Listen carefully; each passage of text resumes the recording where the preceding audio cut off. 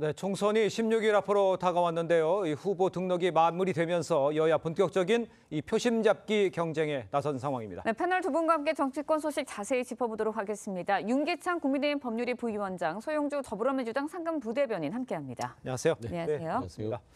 자, 먼저 한동훈 위원장 의대 교수들을 만나 의정 갈등 중재에 나섰죠. 이재명 대표는요, 전 국민 민생 회복 지원금을 꺼내들었습니다. 목소리를 직접 들어보겠습니다.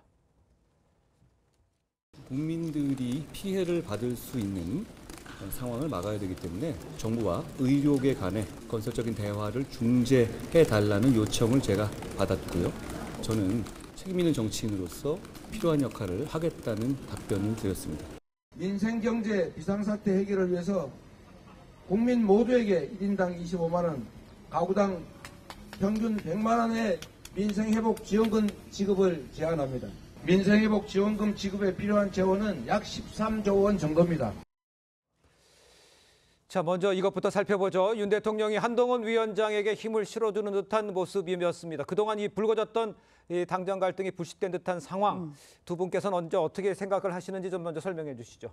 일단 의료 대란에 관련된 문제는 이제 10년 이후에 그 의사들의 수가 부족한 부분에 대한 대책을 세운 거잖아요. 네. 의대 증원이라는 것은. 그런데 그 10년 이후다 보니까 그 이전까지는 이런 의사들과의 갈등 관계가 국민들께 피해를 초래하는 결과가 되죠. 네. 여기에 대한 대통령과 한동훈 위원장의 인식이 일치했다 이렇게 보면 될 것 같고요. 이에 관해서는 이재명 대표 입장에서도 아마 옹호하는 측면에 여러 가지 말씀을 하셔야 될 겁니다. 네. 국민들이 의사들 입장에서 보면 여러 가지 이제 이유가 있겠지만 어쨌든 결과론적으로 보면 그 피해는 국민들께 오기 때문에 그 피해 해소를 위한 협의체 구성을 해야 되고 거기서 건설적인 대화를 이어가야 되는 거기 때문에 이건 범정치권에 관련된 문제다 이렇게 생각합니다. 범정치권에 관련된 문제고 또 민주당에서도 국민을 생각한다면 어차피 의료개혁을 시작해야 되는 상황이라는 데서 긍정적으로 평가를 하십니까? 그렇죠. 그러니까 이제 국민의 건강, 그다음 공공의료에 대한 강화 이런 부분들은 끊임없이 민주당이 주장해 왔던 거고요. 네. 이 부분에 대해서는 조금 더 합리적으로 풀 수 있었으면 좋겠다라는 것이었는데 윤석열 정부가 왜 진즉해야 될 일을 이제 와서 총선 16일을 앞두고 급하긴 급했나 보구나. 왜냐하면 이제 의정 갈등 자체가 처음에는 좀 의사들의 증원 문제에 대해서 의사들을 집단이기주의자로 몰고 가면서 국민들의 어떤 지지도를 높였던 건 사실입니다. 하지만 이게 길어지면서 국민들의 생명하고 안전 자체가 위협을 받기 시작합니다. 현장에서. 의사들이 파업을 하고 치료를 받을 수 없고 그러다 보니까 다시 이게 여론 자체가 급속도로 안 좋아지다 보니 이 수습 대책으로 지금 나선 거는 같아요. 하지만 진즉 나서야 됐었던 일이다. 근데 누군가는 중재를 해야 되는데 윤석열 대통령이나 윤석열 정부 자체는 의사 자체를 악마화시켜 버렸습니다. 그러다 보니까 강대강으로 되면서 여러 가지 한 번도 이제 진전이 안 됐는데 일단 기왕 한동훈 비대위원장이 나선 김에 그걸 또 윤석열 대통령이 어느 정도 수용했잖아요. 그래서 저는 일단 국민의 생명을 먼저 생각하는 그런 모습을 보여주면 좋겠다 생각합니다. 사실 이제 그 의사수 증원이 그대로 필수 의료 부족 현상을 메꿀 수 있다 이렇게 볼 수는 없지만 어쨌든 기본 전제가 의사수를 늘리는 건 맞아요. 그러니까 문재인 정부에서도 그걸 추진했던 거잖아요. 그러니까 이게 90년도에 의사수보다 적단 말이죠. 그렇다 보니까 의사수를 늘리는 게 확정은 된 겁니다. 이 증명 증원이. 그 확정된 이후에 이제 그 갈등 조정 국면으로 가야 되는 거지. 만약에 확정 이전에 이렇게 대화체를 구성했다 그러면 확정도 못했을 겁니다. 그래서 이전의 정부의 그 실패를 답습하지 않기 위함이고 지금 건설적인 협의체를 구성하자는 의미는 뭐냐면 이 2,000명을 일단 내년에 해보고 그다음에 어떻게 되는지에 대해서 이후에 대한 그 얘기를 해보자는 겁니다.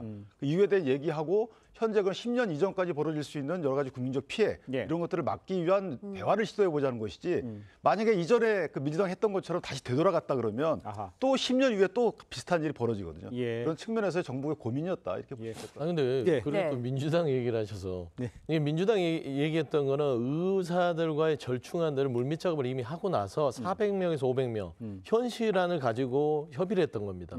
그러니까 말씀한 대로 의사 증원은 맞아요, 목표 자체가. 하지만 지금 이 정부가 지금 이 파국을 초래한 것들은 2,000명 무조건 하겠답니다. 의사들하고 협의를 안 하잖아요. 그러니까 결국에는 가운데서 국민들이 어떤 생명과 안전, 건강권이 이 피해를 받기 때문이었기 때문에 문재인 정부에서 민주당에서는 그 부분에 대해서 고려하면서 갔던 거예요. 그러니까 국민이 선 먼저였지 2,000명이 늘리는 정책적인 것들을 그냥 밀어붙이지 않았다. 이 차이는 있는 것 같습니다. 알겠습니다. 일단 뭐 양쪽의 의견을 저희가 무슨 뜻인지 충분히 이해를 하고요. 가장 중요한 거는 그 2,000명이라는 것은 대통령실이라든가 정부의 입장은 반드시 필요한 수치라는 것을 정했다는 것을 말씀을 드리고 그 전에는 그게 이제 400이었다고 협의를 했다는 걸 4,500으로 협의를 했다는 주장을 하십니다. 거기선 좀 차이가 있다는 말씀을 제가 정리해 드리도록 하겠습니다. 네, 총선 관련 이야기 해보도록 하겠습니다. 예. 이재명 대표 민주당 험지라 할 수 있는 서울 강남에 어제 찾았습니다. 1인당 25만 원의 민생 회복 지원금 지급을 꺼내 들었는데 현실의 가능성이 있다고 보시나요? 어떻게 보시나요?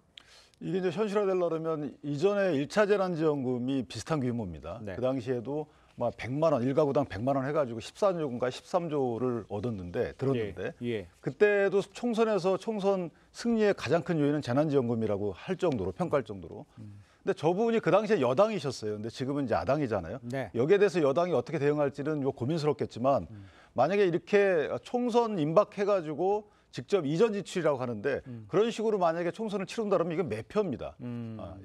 특별한 이유가 있어야 돼요. 재난지원금의 경우에는 사실 코로나 전국이었던 이런 상황이 있었죠. 보건 상황이 있었는데 예. 지금은 저 재난지원금 유사한 이 지원금 자체가 물가가 높다고 비판하고 있잖아요. 저 물가에 또 상승 요인으로 작용할 여지도 없잖아 있고요.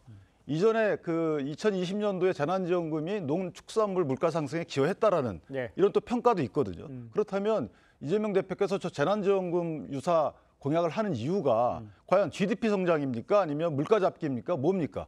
아니 선거에 도움되는 겁니까? 그러니까 저 지원금을 약속하는 정책적 지향점이 분명치 않다는 거죠. 그렇기 때문에 선거용이다라고 평가할 수밖에 없습니다. 그 지금 이게 포퓰리즘이라는 얘기를 하고 계시는 거잖아요. 근데 이재명 대표가 지역 화폐로 하겠다는 얘기까지 했어요. 그러니까 이 상황이 어떻게 다른 건지, 그러면 어떤 식으로 세원을 마련한 이 부분에 대한 설명까지도 나와 있는 건지 그걸 좀 설명해 주세요. 네, 나와 있죠. 그러니까 말씀한 대로 돈을 주면은 포퓰리즘을 하는데 그건 아닙니다. 정치라는 것, 특히 이 재정이라는 것들은 어떤 한정된 자원을 효율적으로 배분하는 것이에요. 네. 지금 현재 민생이라는 게 그겁니다. 그냥 물가예요.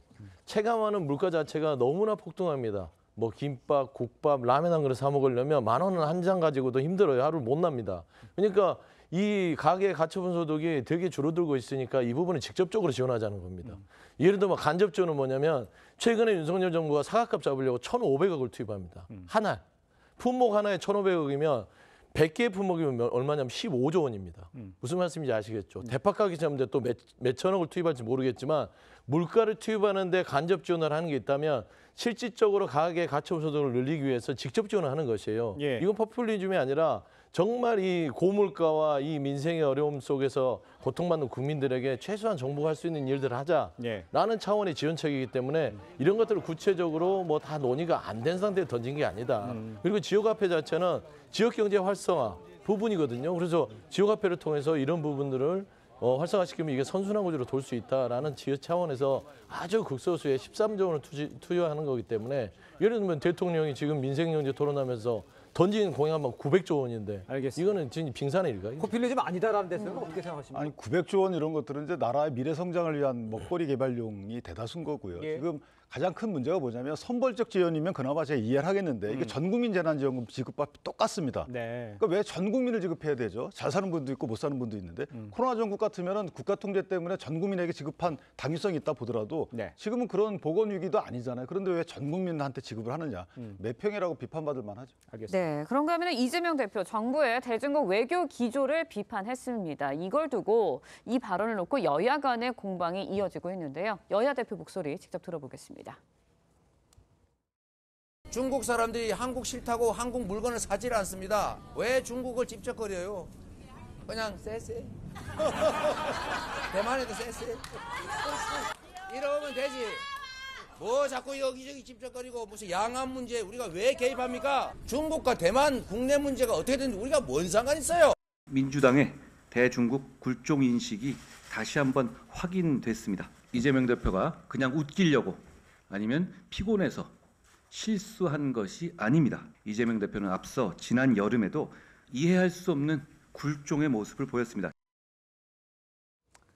네, 이미 다 들으셨지만 짧게 여쭤볼게요. 이른바 쉐쉐 발언이 논란이 되고 있는 거거든요. 어떻게 들으셨나요? 저는 글쎄요, 뭐 어떤 의미로 하셨는지 모르겠지만 저 말만 듣게 되면 지정학적 그 지식이 없다라고 볼 수밖에 없어요. 그러니까 외교라는 것은 어느 강대국끼리의 외교 또 강대국 사이의 외교라는 것은 사실은 시대에 따라 다르거든요. 예. 그러니까 중국하고 친하게 지내야 될 때도 있죠. 저렇게 해야 될 때도 있습니다만은 지금은 그래야 될 때가 아니죠. 미국 체제, 미국 위주의 어떤 공급망 그 질서 재편 여기에 포함되느냐 중국의 1대1로에 포함되느냐를 강요받고 있는 상황이에요. 이것은 누가 뭐 강대국이 강요한다 그래서 우리가 회피할 문제가 아니고 예. 북유럽 국가들도 좀 중립국의 영세 중립국에서 어느 나토의 가입으로 돌아서고 있는 입장인데 이런 식의 세계적 흐름이 있단 말이죠. 이 흐름을 도외시한 건데 저것은 이재명 대표가 저는 그 지식이 없어서라기보다는 오히려 국민을 오도하고 있다. 이 표를 위해서 예. 그렇게 생각뿐이 안 됩니다. 국제 정세까지 네. 예를 들어서 설명해 주셨습니다. 어떻게 반박하시겠어요? 뭐 이제 국제정세 얘기를 하시지만은 결국에는 미국도 정치적으로는 중국 각을 세우지만 경제적으로는 쉐쉐하고 있습니다. 그러니까 지금 이재명 대표가 얘기하는 것들은 그거예요. 우리의 이득이 중요하다 이 얘기죠. 네. 왜 중국과 대만의 그런 이 불협화음 속에서 여기에 편을 들고 저기에 편을 들고 하지 말고 예. 미국만 편들지 말고 골고루 편을 들어서 우리의 이득을 챙기는 외교를 해야 되는데 윤석열 정부는 이 외교에 대한 어떤 너무 강변도적인 결정을 하다 보니까 예. 민생이 망가지고 있다 이 얘기를 그냥 하시는 거라고 그냥 생각하면 될 것 같습니다. 알겠습니다. 네, 선거전이 이제 본격화되면서 예. 국민의힘 이뇨한 전 혁신위원장을 국민의 미래 선대위원장으로 인선을 했습니다. 지지율 반등 뭐 카드가 될 수 있을까요? 어떻게 보세요? 아무래도 이노한 위원장에 대한 그 이미지가 이제 변화 혁신이라는 이미지가 있잖아요. 네. 이전에 혁신위원장도 했기 때문에 그 혁신위원장 할 당시에 국민적 평이 나쁘지 않았단 말이죠. 그리고 국민의 미래의 그 선대위원장으로서 국민의힘 선거에 영향까지 미치려고 그러면 네. 사실 한동훈 위원장하고 약간의 그 대척점에 있는 인물이 돼야 됩니다. 네. 예컨대 한동훈 위원장은 상당히 논리적이고 설득력이 강하지만 대중적인 감성적 호소력은 조금 떨어진다는 평이 없지 않아 있었어요. 근데 이뇨한 위원장은 그런 측면에서 좀 보완 요소가 될 수 있다는 거죠. 대중적인 어떤 직관적인 호소력이 좀 있기 때문에 이런 면에서 보면 투톱, 그러니까 이 당의 완톱과 저 당의 완톱이 합쳐진 투톱은 상당히 조화로운 체제다. 저는 이렇게 평가합니다. 알겠습니다. 자, 이재명 대표 이야기도 해보죠. 오늘 총선 최대 격전지입니다. 낙동강 벨트 찾습니다. 민주당에서는 이 지역 판세 어떻게 보십니까? 낙동강 쪽이 민주당이 우세한 지역은 아니었죠. 네네. 그런데 최근에 이제 윤석열 정부가 여러 가지의 실기를 합니다. 네. 뭐 이종섭 호주 대사 임명부터 황상무의 어떤 그런 거친 발언까지 이어지면서 예. 전체 판도가 좀 흔들리고 있다. 한강 벨트도 흔들리고 낙동강 벨트도 정부 여당의 정권 심판론이 올라서면서 민주당 쪽의 어떤 지지세가 조금 올라오고 있습니다. 그렇습니다. 그런 측면에서 조금 예. 이 어떤 이 선거 유세를 통해서 이 정권 심판론을 강하게 이야기하면서 지지를 호소하는 차원에서 지금이 시점이다라고 하면서 지금 가신 것 같은데요. 네. 저는 기본적으로 이쪽 낙동강 벨트가 어느 선에서 이 정부 정권 심판의 가장 큰 바로미터가 될 거라고 봤을 때는요. 네. 한강 벨트 이상의 의미가 있다고 보고 있습니다. 알겠습니다. 자, 다음 소식 짚어보겠습니다. 민주당이요, 부동산 투기 의혹이 불거진 이 세종시갑의 이영선 후보에 대한 공천을 취소를 했습니다. 이재명 대표 이야기를 한번 듣겠습니다. 당과 국민에게 속인다든지 이렇게 하는 사람들은 우리가 의석을 잃는 한이 있더라도 국회로 들어오게 해서는 안 된다라고 생각합니다. 팔을 하나 떼내는 심정으로 고통스럽고 안타깝지만 공천을 철회하는 그리고 제명하는 조치를 취했다는 점을 말씀드립니다. 자, 서영주 대변인께서 보시면 아까 뭐 리포트에도 나왔었습니다만 야, 이 정도를 했는데 이걸 몰랐을까? 이럴 정도의 사안이 그렇더라고요. 네. 어떻게 판단하신 겁니까? 그러니까 그 이영선 후보 자체가 기본적으로 조금 정직하지 못했다. 개인적으로 그러니까 당을 속였다. 그거 아니겠습니까? 결국에는 당이 그런 부분들을 체크를 해서 가야 되는데 그걸 일일이 못하니까 예. 처음에 후보 적격 심사를 할 때 후보자들이 본인이 양심상 재산 공개를 합니다. 네. 재산 신고를 하고요. 거기에 이제 서약서를 씁니다. 만에 하나 이 재산 신고 자체가 확인했을 때 잘못됐다면 후보 박탈도 감수해야 됩니다라고 서명을 하거든요. 저는 이제 대다수 그거는 이제 어느 정도의 신뢰성을 믿고 그냥 쓰는 정도인데 이 정도까지 후보가 됐을 줄은 몰랐죠. 그렇기 때문에 정말 국회의원 한 석을 잃는다는 건 두 석을 잃는 거하고 똑같습니다. 당에서는 이 부분을 덮고 가는 것보다는 당을 속이고 여러 가지 이제 국민적인 눈높이에 안 맞는 후보에 대해서 그대로 뒀을 땐 직접 이 공식 선거에 들어갔을 때 더 큰 파장이 있을 거라고 생각해서 예. 당대표가 가지고 있는 비상징계권을 발동해서 바로 후보를 그냥 사퇴시킨 걸로 알고 있습니다. 알겠습니다. 네, 이영선 후보가 정직하지 못했다라는 표현을 해주셨는데 네. 일단 이영선 후보가 전세 사기 피해자 대책위에 변호를 맡기도 한 이력이 공개되면서 또 이것도 모순되는 행보 아니냐 논란이 일고 있어요. 대책의 자문 변호사라는 직책도 갖고 그런 행보를 했었고요. 또는 민주당의 그 시도당의 또 대책위에 또 단장 비슷한 걸 했단 말이죠. 네. 그러니까 이런 것들을 시킬 때 검증을 안 했다는 의미인 것이고 또 하나는 이제 본인이 2016년도부터 쭉 정치를 준비해 왔는데 저렇게 갭 투자 방식으로 저거는 상당히 이례적인 갭 투자 방식입니다. 38억 원어치를 사가지고 샀는데 그중에 38억 원이 빚이다라는 것은 37억거든요. 37억 원이 빚이다라는 것은 사실은 위험한 갭 투자를 해왔다는 거거든요. 아주 그것이 위험하죠. 예. 예, 그런 갭 투자 때문에 전세 사기가 발생했던 거 그러니까요. 아니겠습니까? 여기에 대한 검증 소홀 말씀하시는데 사실 저는 이해할 수가 없는 게 이게 21일 날 본인이 공천 선거에 등록을 했어요. 그럼 네. 22일까지 등록 기간인데 저것을 너무 늦게 알았다는 것도 좀 저는 납득이 안 되는 거고. 예. 또 2채만 그 당에 신고하고 나머지 8채는 신고 안 했다는데 그럴 수 있을까라는 이제 의구심이 들긴 듭니다. 마지막으로 국민과 당을 속이는 행위를 하면 안 되죠. 네네. 근데 이재명 대표도 한번 되돌아봐야 될 것이 공직선거법 위반으로 재판받고 있잖아요. 네. 그 공직선거법 위반의 내용이 뭐냐면 허위사실 공표입니다. 그러니까 당과 국민께 거짓말을 했다는 혐의예요. 거기에 대한 반성하는 마음도 좀 가져야 되지 않을까 싶습니다. 알겠습니다. 이 후보는요, 당 공천 후보자 심사 과정에서 재산을 축소 신고했다고 하는데 이 대표는 제도상 허점 때문에 걸러내지 못했다 이렇게 말하기도 했습니다.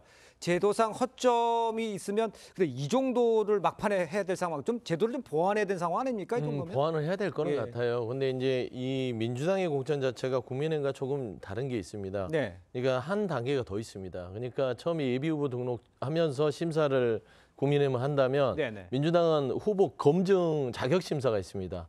여기에서 지금 재산 신고를 하는데요. 이때 재산을 말하자면 어떤 전산 시스템을 통해서 정확하게 드러나는 게 아니라 본인이 파악을 해서 제출하게 되어 있습니다. 예. 아까도 말씀드렸지만 이 부분에 대해서 제출하면서 서약서를 쓰죠.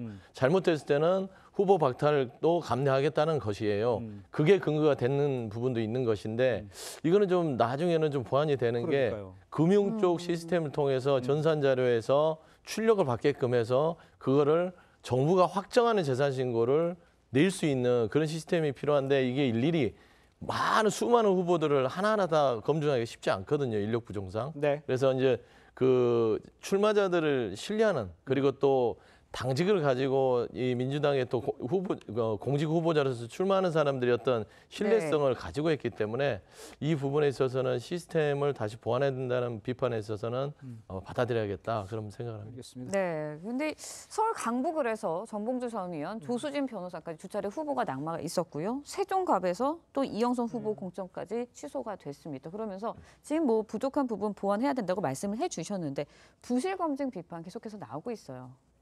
저는 부실 검증인지 아니면 검증 기준이 그 뭐 고무줄인지는 잘 모르겠어요. 왜냐하면 공교롭게도 또 민변 소속 변호사들이란 말이죠. 네. 그럼 민변 소속 변호사하면은 검증에서 좀 약한 기준이 적용되는 건 아닌지 또는 목적을 위해서는 수단과 방법을 안 가린다는 어떤 내부의 뭐 공감대가 있는 것인지 네. 예를 들면 박용진 의원을 떨구기 위해서는 어떤 후보가 와도 좋겠다라는 거 생각하지 않으면 정봉주 의원 같은 분을 다시 거기다 공천을 줄 생각을 하지 못했겠죠. 아하. 그다음 이영선 문제 같은 경우도 그렇습니다. 저는 아까 말씀드렸지만 어쨌든 기준은 부실 검증이라고 하는데 과연 이게 부실한 검증이었는지 아니면 예. 어느 정도 징후가 있었는데도 불구하고 애써 넘어간 것인지 여러 가지 측면에서 내부적으로 한번 검토해 볼 필요가 있겠다 싶습니다. 네. 알겠습니다. 자, 서울 강북을 후보로 이 한민수 대변인 전략 공천된 것을 두고도 여권에서는 이 비판의 목소리가 높습니다. 윤재혁 원내대표 이야기를 듣겠습니다. 이건 뭐 맹모 삼천지교도 아니고 제명 삼천지교라고 불러야 할까요? 이번 공천을 통해 친명 지도부는 비명 행사 공천을 위해서는 경선 규칙의 자의적 변경 등 못할 일이 없음을 다시 한번 보여주었습니다. 네, 한민수 후보 등록 마감일에 공천이 되다 보니까 정작 강북을에서는 투표권을 행사하지 못한다고 합니다. 이거에 대해서는 어떻게 보세요? 그러니까 조수진 후보도 마찬가지였죠. 이게 선거일 22일 전이니까 19일까지는 사실 주소 이전이 됐어야 되는데 못했다는 네. 겁니다. 그러니까 이거는 지역구에 대한 어떤 국회의원 개념이 좀 희박한 거죠. 그러니까 어느 후보라도 단 1일 전이라도 가면 된다. 이거는 어떤 거냐면 당의 어떤 당세가 강세한 지역은 강한 지역 같은 경우에는 상관없다. 네. 이것은 어차피 우리 후보가 당선될 것이니까 이런 양당 체제 또는 진영 논리가 적용되는 이런 선거구 하에서는 상당히 그 유권자들의 마음을 무시하는 처사가 아닌가라는 생각이 들고 예. 또 하나는 박용진 의원이 아까 말씀드렸듯이 정적 제거라면 어떤 것도 상관없다. 아하. 이런 생각이 드는 거죠. 알겠습니다. 그런데요, 이 한 후보가 이제 언론사 재직 중이던 지난 2016년이었습니다. 이 황당한 선거구라는 제목의 칼럼에서 당시 새누리당과 민주당의 이 졸속 공천을 지적하기도 했어요. 정치권이 지역 주민들 장기판에 졸로 여기는 거 아니냐 이렇게 비판했는데 본인이 그렇게 되니까 뭘 예상은 하지는 않았겠지만 자기 모순이 아니냐 이런 생각도 들긴 하는데 어떻습니까? 그건 아닙니까? 그러니까 한민수 대변인, 한민수 후보라고 얘기했죠. 네. 뭐 한민수 후보 자체는 벌써 솔직히 당에서 여러 가지 당 활동을 하면서 벌써 공천을 받았어도 받을 만한 분이다라는 평가는 있었습니다.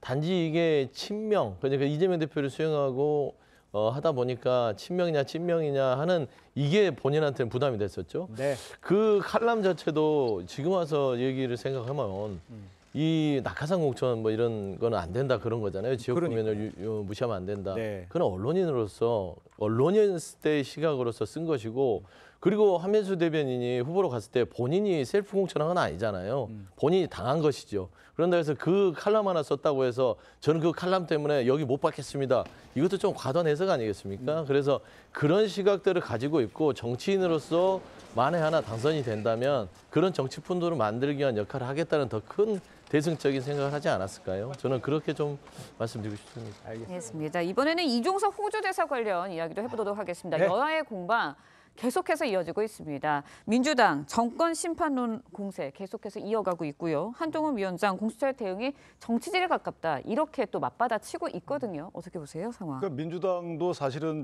공수처 심판론을 제기해야 돼요. 현재 입장에서 정권을 비판할 것이 아니고 이전에 송영길 전 대표가 귀국했다 당시에 검찰이 수사를 늦췄잖아요. 그 부분에 대해서 비판을 많이 했잖아요. 똑같습니다. 네네. 그러니까 사람만 바뀐 거예요. 정권이 바뀌고. 그렇다면 제 생각에는 민주당 입장에서 보면 일단 조사를 해라. 신속히 수사를 하고 나서 수사 결과를 신속히 발표하라. 이게 맞는 거 아니겠습니까? 이게 예. 정치권의 기조가 돼야 되는데 어떤 정치적인 공방의 소재가 됐기 때문에 이제는 입장을 바꾼다는 것은 저는 민주당이 선거 대비 포퓰리즘성 어떤 공세다 이렇게 생각합니다.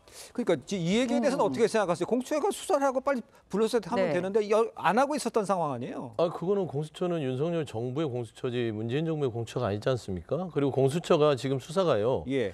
정당의 지금 수사 과정을 통해서 증거를 확보하면서 마지막 이준석 대사를 부를 예. 채비를 하고 있는데 왜 때를 쓰죠? 한동훈 비대위원장이 법무부 장관 시절에 송영길 전 대표, 이재명 대표한테 뭘 하겠습니까? 피의자가 수사 일정을 정하는 게 아니고 수사기관이 알아서 거기에 맞춰서 부르는 것이다. 기다려라. 이 말을 했잖아요. 그러면 네. 그렇게 기다리게끔 하는 게 맞는 것이고 정치질이라는 표현을 쓰는데 대단히 부적절합니다. 집권 여당의 대표인 한동훈 비대위원장이 공수처의 정치질이라는 것은 정치 수사라는 거예요. 이 이종석 대사의 수사가 그걸 규정해버린 겁니다. 아주 예. 부적절하고요. 수사 가드라는 준 거라고 생각합니다. 한동훈 비대위원장 그러면 검찰 시절에 정치질 많이 해보셨습니까? 그건 아니잖아요. 검찰은 검찰대로 수사의 과정에 따라서 수사를 하는 것이듯이 공수처도 거기에 대해서 수사를 하는 거고 특히나 이 대통령실을 수사하는 건데 얼마나 신중하고 섬세하게 하겠습니까? 잘못했다가는 이게 공수처에 전망이 걸릴 수도 있는 것이고 대통령실의 수사 외압의 꼭지점에 대통령이 있어요. 근데 어떻게 허투루 수사를 할 수 있겠냐. 그런 점에서는 한동훈 비대위원장 뭔가 발언 자체가 굉장히 정치적이다. 그렇게 말씀드리고 싶습니다. 알겠습니다. 네. 어떻게 한 위원장이 그렇게 말한 이유는 뭐냐면 공수처가 입장을 내지 않았어요. 이전에 검찰 같은 경우는 송영길 대표가 가서 조사받겠다라고 하니까 나 조사 준비가 안 돼 있으니까 부르겠다라고 입장을 냈었잖아요. 근데 3월 7일 날 나가기 직전에 조사해서 불러서 조사했단 말이죠. 예. 그렇다면 앞으로 또 조사를 언제쯤 할 것인지 예. 앞으로 조사할 내용이 있으면 부르겠다 이렇게 공개적으로 말을 했으면 귀국하는 일도 없었겠죠. 근데 지금 귀국시켜놓고 사실상 지금 조사할 내용이 아직 준비가 안 됐다고 얘기하는 것 자체가 예. 이것은 사실은 이 정치 공세가 된 이 사안 자체에 대해서 갖고 가겠다는 거 아니겠습니까? 그러니까 정치라는 단어를 쓸 수밖에 없는 상황인 것이죠. 알겠습니다. 네. 자, 계속해서 조국 혁신단 이야기도 해보겠습니다. 어제 선대위를 출범시키면서 본격적인 총선 체제에 돌입했는데요. 조국 대표 목소리 한번 들어보겠습니다. 불꽃은 가장 뜨거워졌을 때 붉은색을 넘어 파란색을 띱니다. 파란 불꽃 선대위는 윤석열 검찰 독재 정권을 하얗게 태워버린 가장 뜨거운 파란 불꽃이라는 의미를 담고 있습니다. 자, 조국 대표 이 검찰 독재 정권을 하얗게 불태울 것이라면서 윤 대통령과 한동훈 위원장 향한 공세 수위를 높이고 있죠. 네. 조국 혁신당 총선에서 얼마나 변수가 될지 우리 윤기찬 대변인께서 위원장께서 어떻게 보십니까? 저는 조국 전 장관의 어떤 개인 때문에 조국 장이 어떤 혁신을 돌풍을 일으키는 게 아니라고 보고요. 사실은 친문정당이라는 이미지가 있습니다. 네. 그러니까 친문정당으로 유권자들이 보기 때문에 돌풍을 일으키는 것이고 네. 여기에 대한 시석이 되지 않는 한 이 돌풍은 이어질 것이다 이렇게 평가합니다. 알겠습니다. 조국 혁신당 바라보는 민주당의 심경도 좀 복잡할 것 같아요. 어떻습니까? 뭐 복잡한 거는 이제 더불어민주연합과의 경쟁 관계에서 그렇죠. 네. 자존심의 문제가 걸려 있는 것이지 네. 진보의 전체적인 스펙트럼 면에서는 그렇게 뭐 우려할 사항은 아닌 것 같아요. 그래요? 근데 조국 혁신당의 돌풍 자체는 명확합니다. 그러니까 정권 심판의 대상에 대해서 타겟을 분명하게 하잖아요. 윤석열 대통령과 윤석열 정부와 한동훈 비대위원장 집권여당. 예. 이게 분명하기 때문에 이거는 조국 대표 한 사람을 보고 하는 지지가 아니라 전체에 대한 정권 심판의 매운맛을 보여줄 수 있겠다라는 국민들의 염원이 예. 그대로 반영된 것이다라고 보는 거죠. 제가 이렇게 한번 질문을 드려볼게요. 조국 혁신당이 상당한 숫자의 회원을 모집하고 그다음에 조금의 몇 명만 더 영입하면 교섭단체를 구성해서 경쟁하고 연합하지 않는 상태가 벌어질 수도 있다고 생각하십니까? 그렇죠. 나중에? 왜냐하면 이제 조국 혁신당은 조국 대표가 어떻게 될지는 모르는 거잖아요. 예. 그럼에도 불구하고 세력으로 존재합니다. 그렇습니다. 세력으로 존재했을 때 민주당이 가지고 있는 약간의 중도에 대한 포용력 때문에 좀 예. 매운맛을 못 보여줬을 때 본인들이 그 역할을 하겠다라고 그런 역할들을 원내에서 할 공산이 크다 그래 보고 있습니다. 알겠습니다. 자, 개혁신당 얘기도 짧게 한번 해보죠. 분당갑 출마했던 유호정 의원 네.